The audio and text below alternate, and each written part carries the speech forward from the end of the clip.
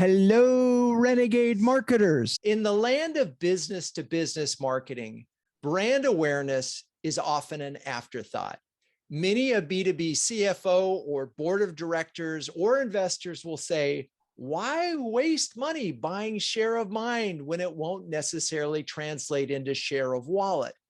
As such, it is quite possible to have a company with roughly 12 billion in annual revenue, with over 60,000 employees serving more than 20,000 clients in 130 countries, and yet have modest awareness outside of your immediate customer base. Of course, I'm not making up these numbers. These are the stats for a financial services company called FIS. And in today's episode, you're going to meet Ellyn Raftery, the CMO of FIS for the last 9 years, and learn why FIS has had a change of heart, if you will, about the importance of awareness and how they are now marketing the company. So with that, Ellyn, welcome to the show.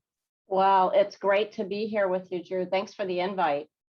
My pleasure. And so did I get those stats mainly right?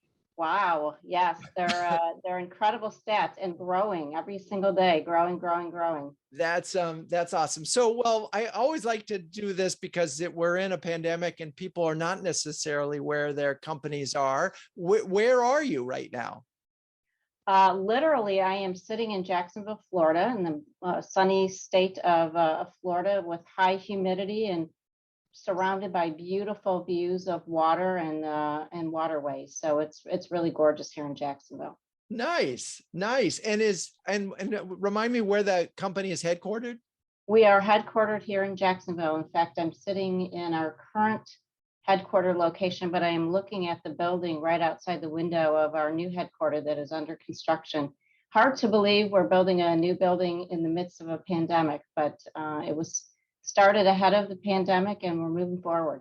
Yeah, well, these are long-term planning cycles, and there is a post-pandemic world. How quickly we get there, who knows? And are you, as a financial services company, I know there's a lot of urgency to get back in the office. Are you in the office mainly as the company? Well, yes and no. I personally am. Most of the leadership team, particularly those of us here in Jacksonville, are back in the office. We're in a hybrid mode right now. We're on a volunteer basis in some of our locations in the U.S. and a few of our locations outside the U.S. Only can come into the office, though, if you are vaccinated. If you are not vaccinated, we're asking people to stay at home. That will start to change. As we get through the fourth quarter, we'll start to reassess things and make those decisions. We did start to bring everybody back, but then when the Florida numbers went so high around the COVID variant, that we rolled everything back and sent everybody back home. So it's been a little bit of a test and learn for us. Yeah, I read a couple of things recently. One, most of the Silicon Valley companies who are really sort of the bellwether for this, because they seem to be ahead of the curve on a lot of this, most of them have announced now January. Yeah. I think we'll be on a volunteer basis probably until January at least. And then who knows? Again, it just seems to be this endless scenario. Another thing, as I'm thinking about, I saw an article today, and I'm curious what you think about it. It was talking about how there's a number of employees, because you're a growing company, so you're adding employees, and they were added during the pandemic and they were added remotely. And there seems to be a fair amount of turnover for those individuals because they are less bonded to the company and the individual because they've never actually met them. And I'm curious, have you had any sort of surprise kind of, oh my gosh, they started and they left kind of defections? Well, no, I would say that, there's a term out there being used called the Great Resignation. Mm-hmm. Seeing a lot of turnovers in companies, generally speaking, and we are seeing that. We're not seeing it necessarily around the new hires that we've brought in over the last 12 to 18 months.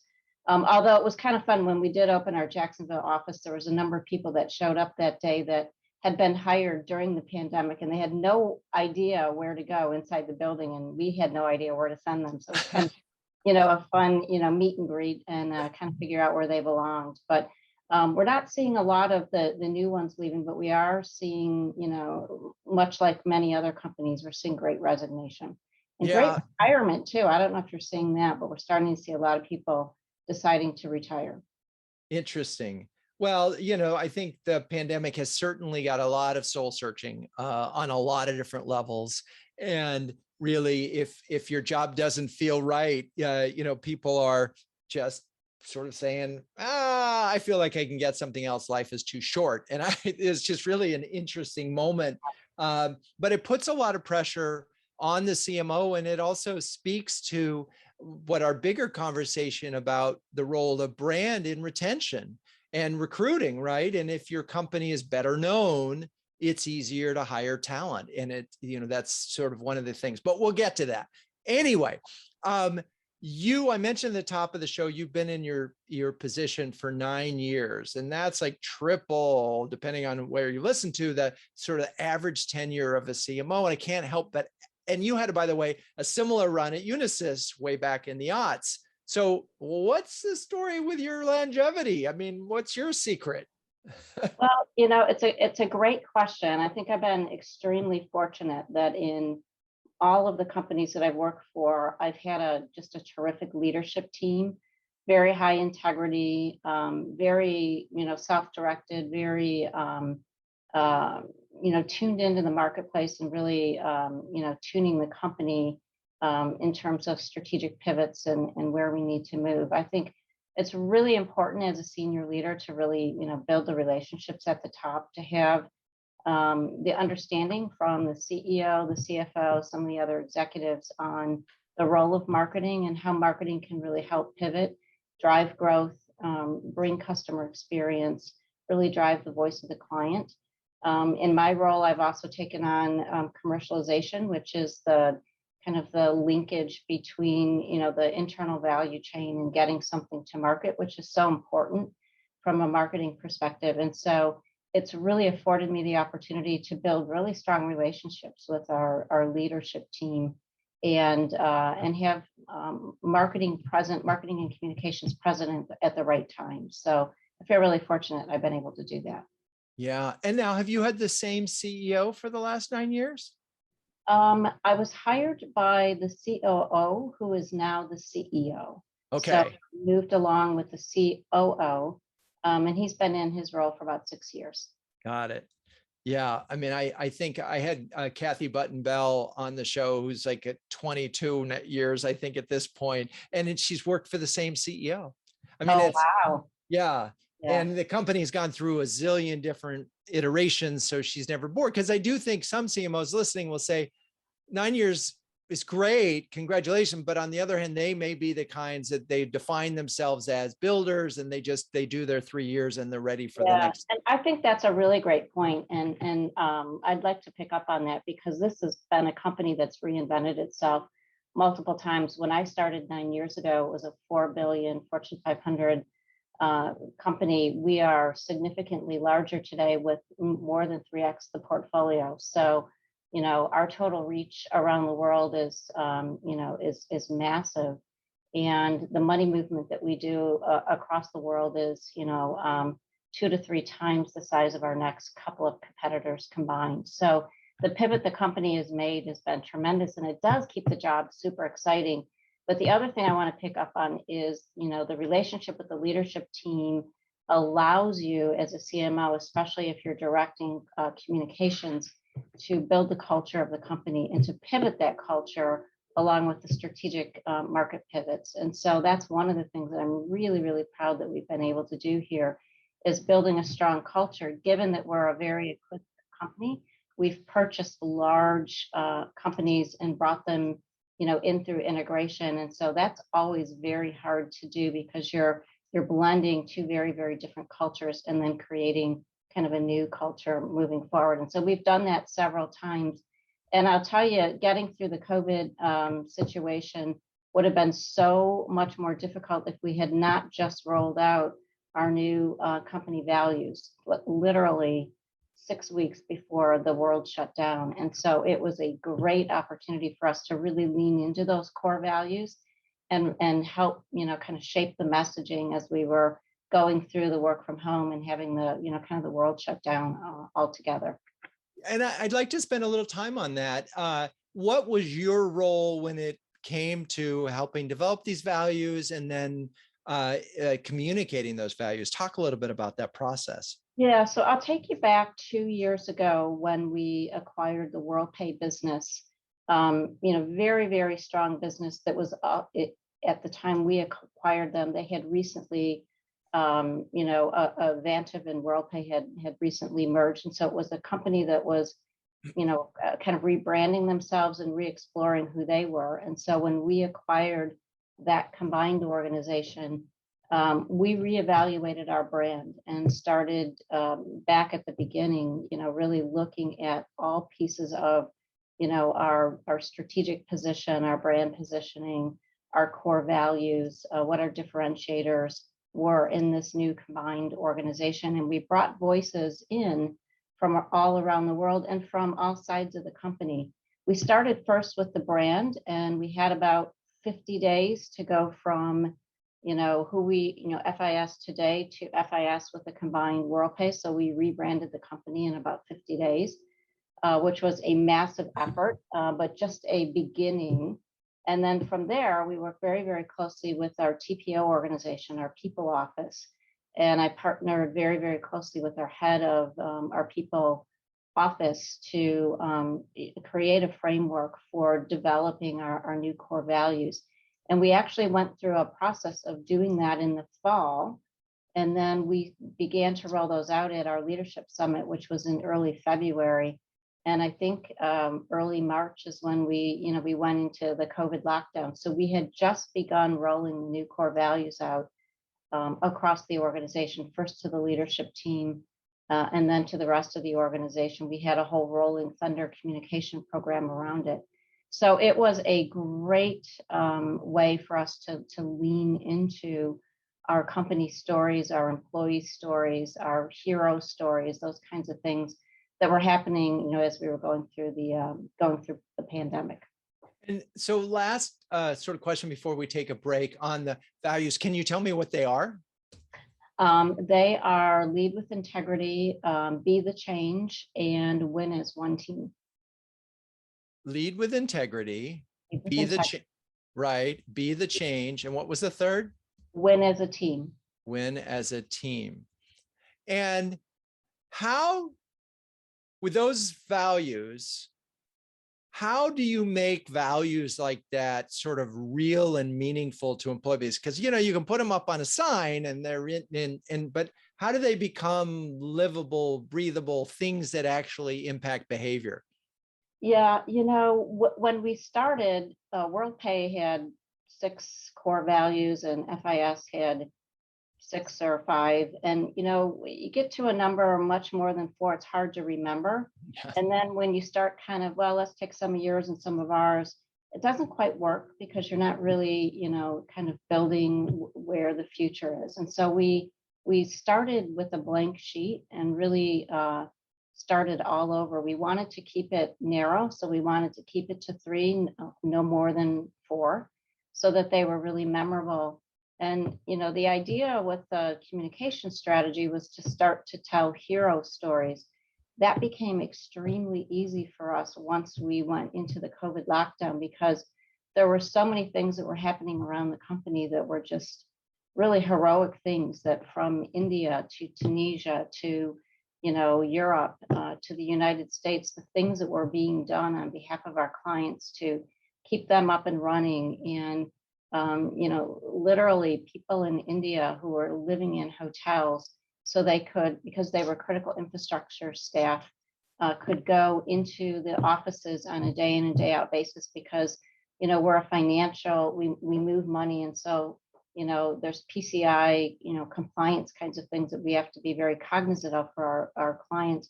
And so, having our employees come into the office to be able to manage our clients' business was super important. And so just many of the heroic things that our employees did on behalf of our clients to keep them up and running was really, a way for us to showcase how people were leading with integrity or how they were driving new change, new business models. We used to, it would take many weeks, if not months, to implement a large banking system for a client. We had to learn how to do that, digitally, with no people on site. That's a new business model, and that's a model that was invented while we went through COVID and is here to stay. But it took a lot of ingenuity from our employees to be able to do that, to figure out how do we can't travel, we can't go onto the employee site, how do we implement this system for them? And so there's a lot of case stories like that we created videos, and we created lots of opportunities for employees to share their stories. It brought really a sense of unity and really bringing people together, that, we're all in this together. And I'm sure you've talked to a lot of CMOs who had similar stories to tell, but the timing of everything for us, could not have been more perfect in terms of leveraging those core values to bring a common sense of unity for the team. Sure. Okay. We're going to take a quick break. And when we come back, we are going to dive into the rebrand. So stay with us. If you don't mind, I'd like to plug CMO Huddles for a second. Launched in 2020, CMO Huddles is an invitation-only subscription service that brings together an elite group of CMOs to share, care, and dare each other to greatness. One CMO described Huddles as timely conversations with smart peers in a trusted environment, while another called it a cross between an expert workshop and a therapy session. If you're a B2B CMO that can share and care with the best of them, visit cmohuddles.com or send me an email to see if you qualify for a guest pass. Okay, we're back, and we spent a fair amount of time talking about the values, and that got us right into COVID. But now let's make this pivot to brand and how you got to this story and the focus on FIS. And so I know you have, for example, a lot of products. Let's just start there, and where the brand was, which was a lot of different products, to how do we move the organization to a bigger story? Yeah. And so when we brought the two companies together, Drew, we found ourselves with a massive portfolio of over 850 some products. And when I say products, these are large financial technology systems of all different sorts that move money, that allow people to pay, their complicated banking systems and financial transaction systems. And, you can get mirrored in the detail of the business and get really dragged down by that when you're trying to think through, how do we bring these two companies together and tell a simple story that gets, people interested and is compelling. And so, by the way, I am so with you on telling a simple story and why that's so important on multiple levels, whether it's employees, customers, or prospects. And I talk a lot about that in my book. But why did you feel you needed to have a simple story? Well, we have a really diverse audience base where our company grew up in the financial institution space as our audience. But with the acquisition of Worldpay, we really saw ourselves extending into many different verticals. And so we not only had to bring the brand forward into these verticals, we had to actually introduce the brand to the verticals. And so it was a whole new challenge for us in terms of how do you tell the story of the company, but telling it in a way that was compelling to the new buyer audience.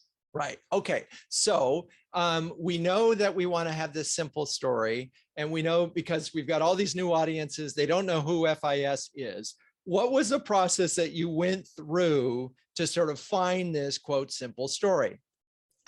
Well, it wasn't easy. As you can imagine, there were a lot of helpful comments and input from around the business. But that was important, actually, because we needed to immerse ourselves in the business to really understand the new combined company and the value of the portfolio that we had, because we could bring solutions from our financial audience into our merchant audience and vice versa. So we really had to understand that in order to be able to simplify. So bringing the business, the sales organization, our line of business leaders into the mix was super important. Another important piece of it was to really think about our business in a mirror view, meaning we're a B2B, so we sell to other businesses, but we wanted to take our messaging out to the end client, the end user. And so really shifting our storyline around what we were offering that really made the lives of their customers easier on a day in and day out basis. So, how we were helping them live, work, and play in a different and unique way through the technology that we were bringing.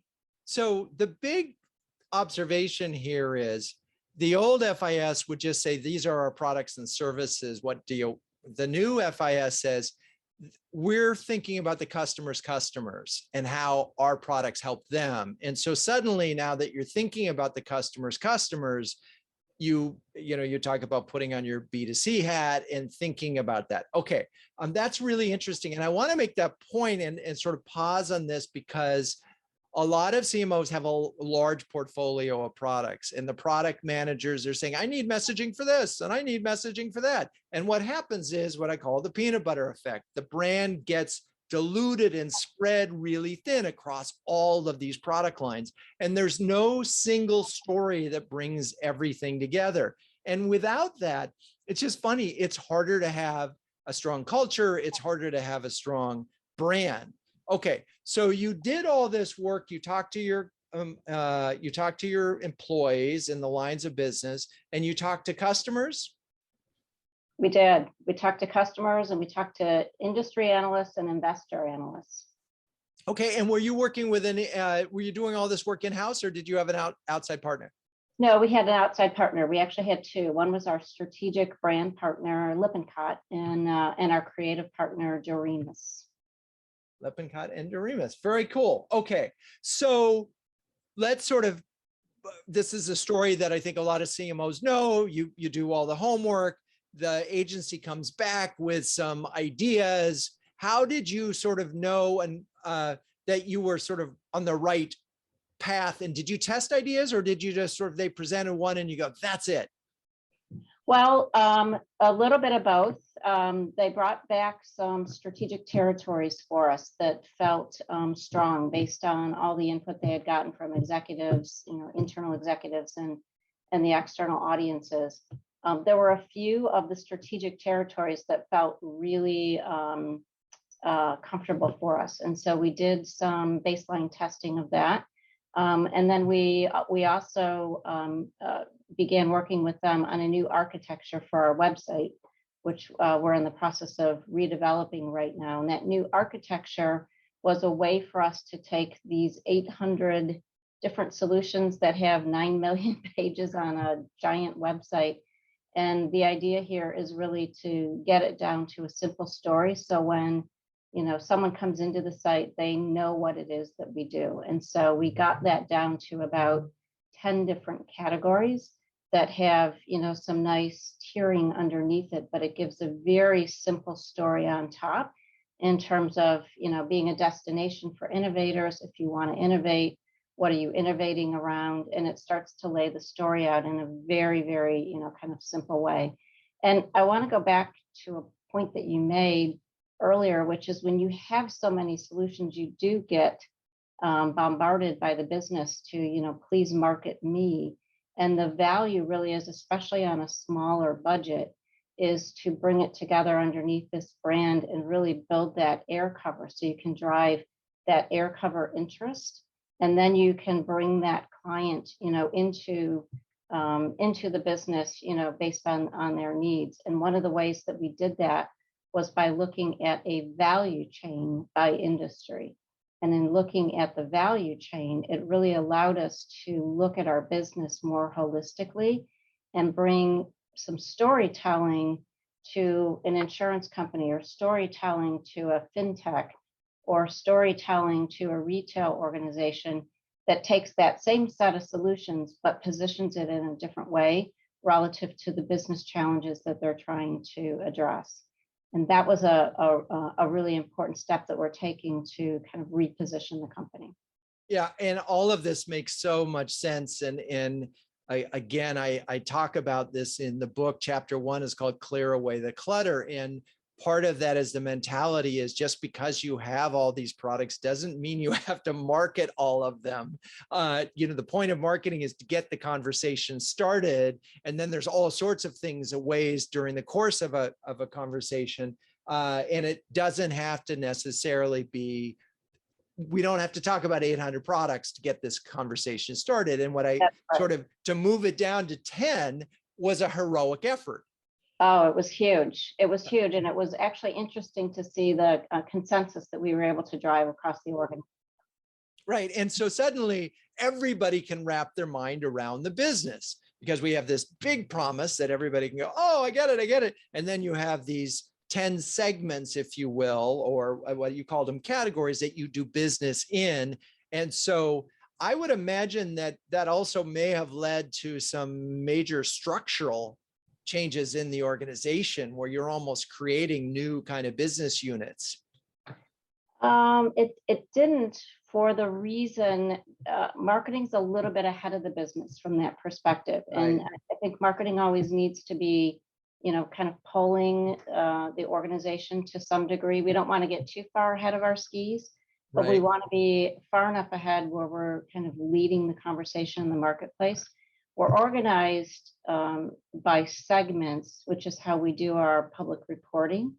But the way we're having conversations with clients is more around the way our clients buy. And that's different than how we're organized internally. So that's been a little bit of a challenge that we're working through right now, but we're seeing some really good alignment happening across our line of businesses and our sales organization.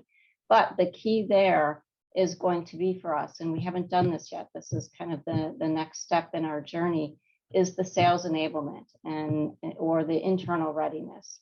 And that piece is so critical in order for the brand story to be successful in the marketplace, because we really do have to help the organization be able to talk that story and be able to tell that story and the differentiators and the value propositions, but also be able to navigate back to the way that, how they sell, what they sell, et cetera. So back to kind of their domain area. And so that's an area that we're focused on right now, is the internal readiness. Okay. I want to step back and make sure we haven't actually said what the big brand idea is. So can you articulate that for us? Sure. We are, our strategic territory is the destination for innovators to innovate. We are a company that's been around for over 50 years, and we have built a lot of unicorns, or helped a lot of unicorns be successful in the marketplace. We are seeing, and we saw this wholeheartedly throughout COVID, that many clients were coming to us because our technology is so vast around money movement, around take, make, manage payments, around managing investments, et cetera. And so the technology that we have, we're seeing, is starting to really penetrate across almost any industry. And so we've become a real destination place for anybody looking for technology. Cryptocurrencies, we're a destination for new crypto businesses that have started to come to the marketplace. Many of the new brands that you're seeing emerging that are doing new business models around investing, et cetera, are leveraging our technology to be able to bring these new upstart brands to market. So we're a brand that supports big mega enterprise businesses, as well as venture, new startup, new unicorns that are coming to the marketplace. And so this vast array of audiences that we're able to support and serve through our portfolio has been really interesting to watch the shift in the marketplace, and to see that we've really become a destination for that kind of technology. So we're building our brand around that destination. And you have I know you have a tagline that you're using. Can you say that for the listeners? Sure. Our tagline is advancing the way the world pays, banks, and invests. At the end of the day, our technology is, we are the world's largest financial technology organization focused solely on technology that moves, manages, and advances money. And that money movement is across banking, payments, and the investor community. And so that's how we kind of tie that storyline together. And in the ads, as I recall, I saw two, the focus is on 3 letters. Right, the 3 letters, FIS, Financial Innovation Solutions, is not what FIS stands for, but as a part of our new brand storytelling, that will become kind of front and center as a part of how we put some meaning behind those 3 letters. Financial Innovation Solutions. Interesting. And that does tie back to the values that we talked about at the very beginning, particularly the innovation. It ties back to what you were talking about, where sort of customer the customer, if you can help your customers innovate for their customers, everybody wins. Obviously category grounding. And I'm repeating these things because I just want to remind folks, when you create some of these marketing campaigns, you really do need to break it down and say, okay, nobody knows what we are. We're not on a broad level, so let's make it easy for them. And so what I like about the FIS, these 3 letters, is you're saying, you don't know what they are, we're going to tell you. And then when you understand what they are and you hear the stories about it, that's going to stick. And I think it's interesting that you're redefining the acronym. Yeah, I don't know if our CEO knows we're doing that yet, but well, I'll hear it on the show. Exactly. There you go. That's we unveiled it on your show. You heard it first. Amazing. All right, we're going to take another break and we'll come right back and talk about measurement. And you've already talked about sales enablement, so stay with us. Hey, it's Drew here, and I have some big news. My second book, I have it here. My second book, Renegade Marketing, 12 Steps to Building Unbeatable Brands, just came out, and the response has been incredibly gratifying. A recent Inc.com article listed it as the #2 book among 8 books to read to sharpen your strategic thinking behind Dory Clark's new book, The Long Game. Based on over 450 CMO interviews, proprietary research, and a torture-tested process, the book is crammed with great stories and useful insights that you'll want to put to work on your B2B brand right away. Available on paperback, audio, and ebook on Amazon. You may want to buy copies for your whole team, and if you do, feel free to invite me to your book club session. To learn more, visit renegademarketing.com. Okay, we're back. So we've covered values in depth, and we've talked about how you got to the brand story and simplifying the architecture of the story. Marketing, as I talk about it in the book, is about doing things as much as it is saying things. We've got the language, but you got to make it real. And that goes all the way down to how do you make it real for employees and how do you make it real for customers? And so you started to talk about sales enablement. Let's talk about what you're doing or on the horizon so you can make this new positioning, if you will, and the new brand story real.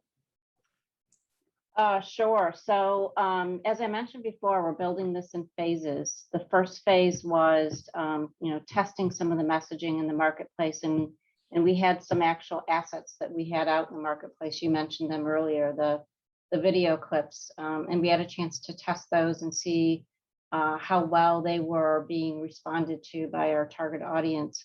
The next phase of it was really to build out the destination, and so we're in that phase right now, building out those assets, changing our storytelling on our website and through some of our other assets. Going along with that then is the sales enablement piece, or the internal readiness. And so we have a number of dimensions to our work streams. We have a giant team of people that are collaborating across the company on these work streams to build out our internal communication strategy, to build our commercialization kit, if you will, for our line of business leaders, for our sales teams, and creating the assets, the storytelling that goes into that. So we're in that phase right now.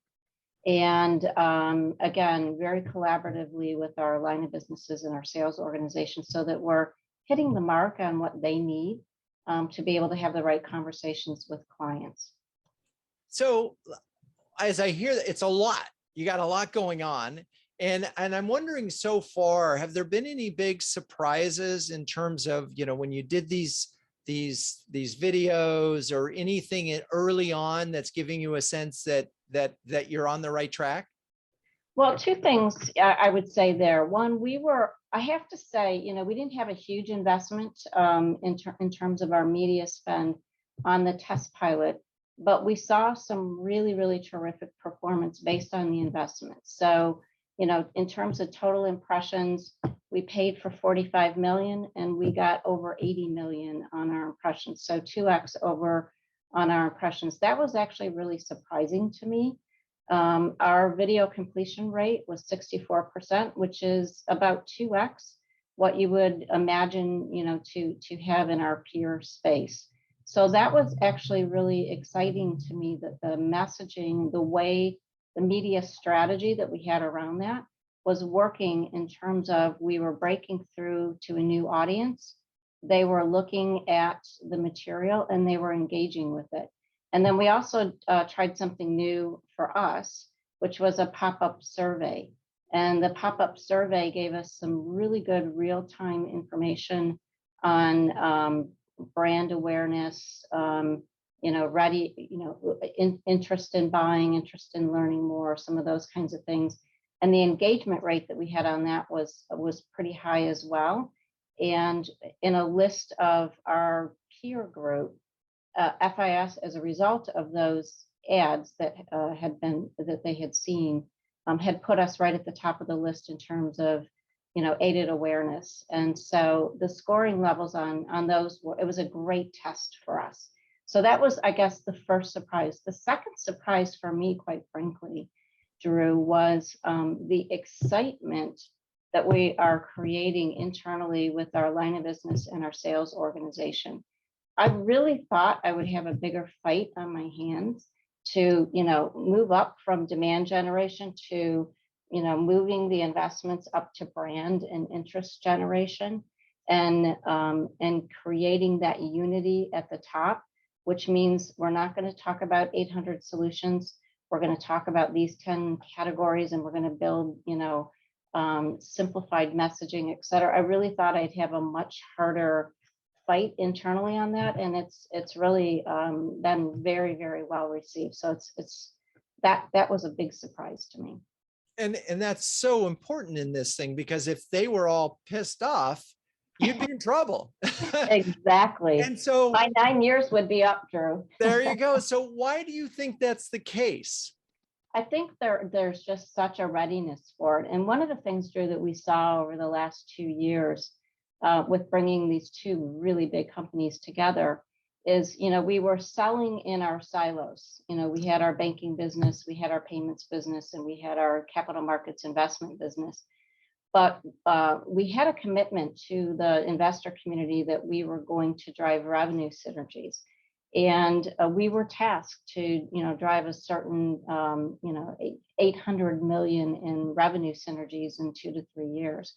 And that forced the organization to really come together and create new value offers across the segments. And so while you have 800 solutions, now you have an opportunity to recombine those solutions into new offers. And those new offers, we're finding, you can pick up merchant solutions and sell them into the financial institution or vice versa. And it's creating a whole new set of opportunities for us and discussions that we can have with clients. And so the technology becomes very portable, but in a very different way in terms of how you would position that with the clients. So it's created a lot of energy and excitement around what we can do to continue to provide value to our clients. So interesting. I want to go back to the metrics that you pointed out. And I know that CMOs listening was, so yeah, look, we got 80 million impressions. That's good. We got, we saw a bump in awareness, but there's got to be people, and again, you're a public company, there's got to be people who say, well, I can't eat awareness, that doesn't equal demand.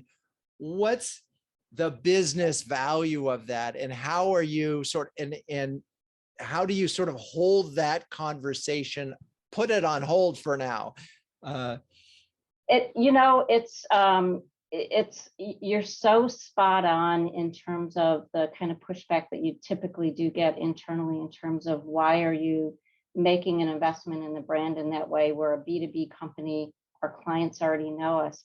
I think the argument and where I'm seeing the support is that we're moving outside our comfort zone into new audiences. So that's one piece of it. Right. And the other piece of it really is that it's the peer pressure, quite frankly, from other competitors that are out there that are driving that visibility. We have to be a player. And it's important, for investors, it's important for our clients to see that we're investing in them, where we're heading strategically, the value that we're bringing, the capability that we have, the criticality, the critical infrastructure provider that we are. When we go down, the economy goes down. That's pretty significant. And it's an important story, to be able to tell. And so, I think it's a combination of those two things that say, okay, we're ready now. And I guess the third thing that I would add to that, if I could, is that the consumer piece of it really becomes super important, because the closer and closer we move to our solutions in the hands of consumers and driving some visibility around new offers that we're creating, we're quickly moving into a more of a consumer, a B2B to C business, where it's important that the consumers have some affinity for the brand. And so that's really, kind of driving our next pivot here. Yeah, there's a lot going on. It's funny as you're talking, I'm thinking of a conversation I had years ago with Beth Comstock, who at the time was CMO at GE, and GE was the largest most broadly held stock in the US. And so advertising was as much about an investor reminder as it was about selling product. That was number one. And two, I was just thinking about awareness is never a problem until a CEO goes to his country club and he says he works at FIS, and people go, wait, I have never heard of that. Next thing you know, you get a phone call. And it's funny how it also, the sort of anecdotal stories of buying a billboard near the house of the board members. Hey, I'm seeing you guys everywhere, right? And suddenly they have an appreciation because somebody else says, oh, I just saw it. And it's just ironic, because if you look at other businesses in the world where awareness and recognition matters, it matters in B2B. We just pretend it doesn't until there's this sort of turning point. And you had it.